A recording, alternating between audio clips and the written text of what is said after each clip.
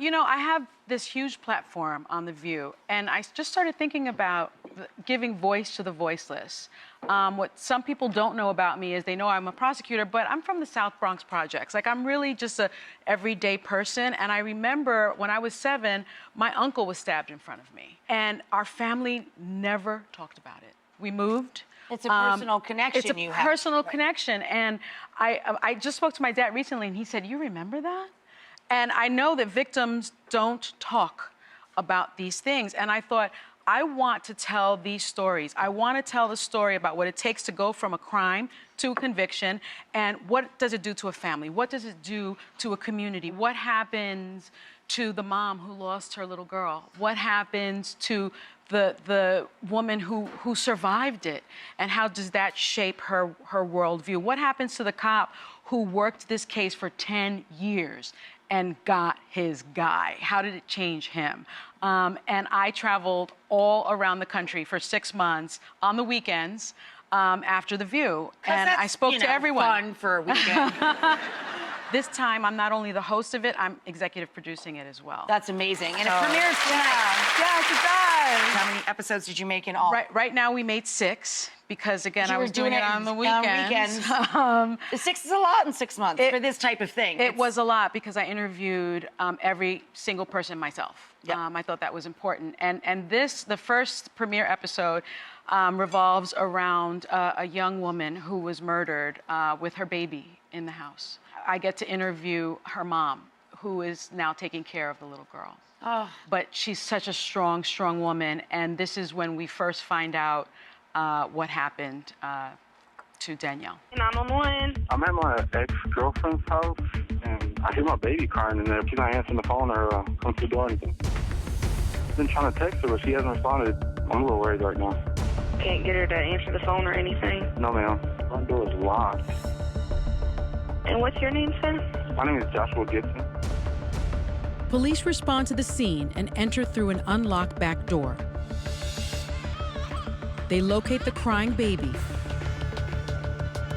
alone but safe.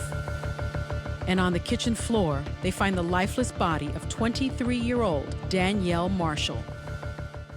It took years to solve this and to find the killer, and she kept her daughter's case alive. And this is the first time she's told her story. And you know, it's beautiful that in some, of course, very meaningful and sad ways, it gave her maybe the will to go on. It did. Because she lost her child, but she had a purpose in helping her grandchild. Exactly. It was something. It was something. Sunny! I know. I cried more with every single person. It was, you know, my husband, I would speak to him on the phone. He's like, "You cry every night." I'm like, Honey, you've got to stop. I know. Exactly. There was one cop that I interviewed. He looked like right out of Central Casting in Texas. He had a big, it's from this next clip that we're going to show, had a big 10-gallon hat and these like sheriff boots. He sat, it was unbelievable. He sat on this bench and he sobbed talking about this case. 30 yards below the overlook, the girls are found lying face down in a field of brambles and beach grass. Police believe they'd been there for about 8 hours. Both victims were shot. A lot of times it's referred to as execution style. At the base of the neck, pretty much. That's a kill shot. It's a kill shot. Sergeant Chavez leads me down the steep path through the undergrowth. Be very careful. There's a lot of brush. I may need you. Yeah. To the place where the girls are found. This killer led them down there in the dark, and there were all these thorns, and attacked them. One survived and one didn't, and the one that survived held the other all night. Oh my God. In the cold, Oh. and she survived a gunshot wound to the head for 8 hours. That's amazing. And she lived to tell her story, and I interviewed her.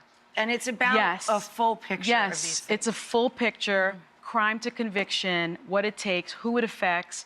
And I cried a lot, but I will tell you, my kids were like, "Why are you hugging me so hard, Mama?" Because it gave me just a greater appreciation, I think, for my family.